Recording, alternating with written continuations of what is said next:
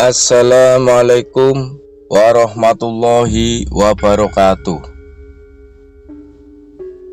Rahayu Sagung Dumadi. Ken Arok memiliki kecerdasan di atas rata-rata. Hal ini terlihat saat Ken Arok berguru kepada Loh Gawe, seorang Brahmana, pendeta agama Hindu kala itu. Ken Arok sendiri bukanlah nama asli dari dirinya, melainkan pemberian nama oleh sang guru Loh Gawe. Ken sendiri adalah julukan atau gelar kehormatan, tetapi bukan karena silsilah, melainkan karena keluhuran budinya. Hal ini terungkap dalam buku Hitam Putih Ken Arok dari Kejayaan hingga Keruntuhan, karya Muhammad Samsudin. Gelar kehormatan ini diberikan kepada seseorang karena kemuliaan atau keluhuran budi pekertinya. Kemudian kata Arok sendiri merupakan pemberian nama dari seorang Brahmana bernama Dang Hyang Loh Gawe. Dikisahkan, pemberian nama ini diberikan setelah ia mampu dan berani mengutarakan pendapat, pengetahuan, dan kritiknya terhadap kaum Brahmana.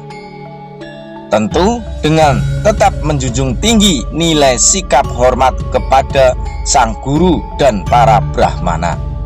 Padahal Ken Arok sendiri datang dari golongan Sudra atau kasta terendah dalam agama Hindu.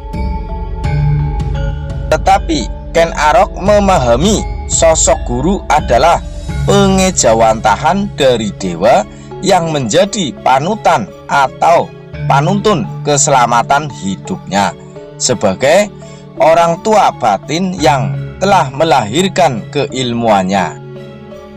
Sedangkan orang tua lahir atau orang tua kandung adalah orang yang telah melahirkan dirinya. Ken Arok dikisahkan pernah memberikan pengetahuan dan kritiknya di hadapan gurunya di tengah para santri lain yang juga sama-sama berguru kepada Brahmana Loh Gawe. Kata Arok sendiri adalah nama yang berarti pembangun.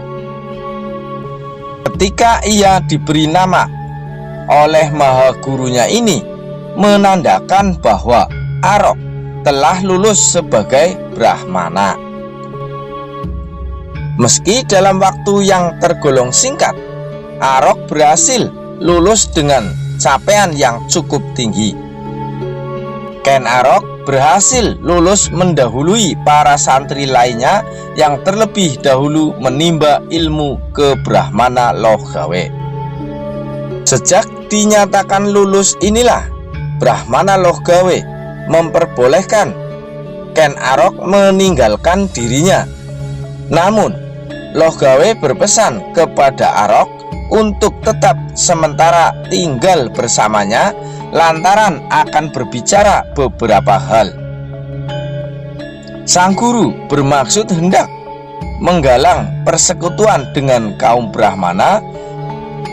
Melalui persekutuan inilah kelak membuat Ken Arok mendapat legitimasi etis dari kaum Brahmana untuk melakukan tindakan politiknya.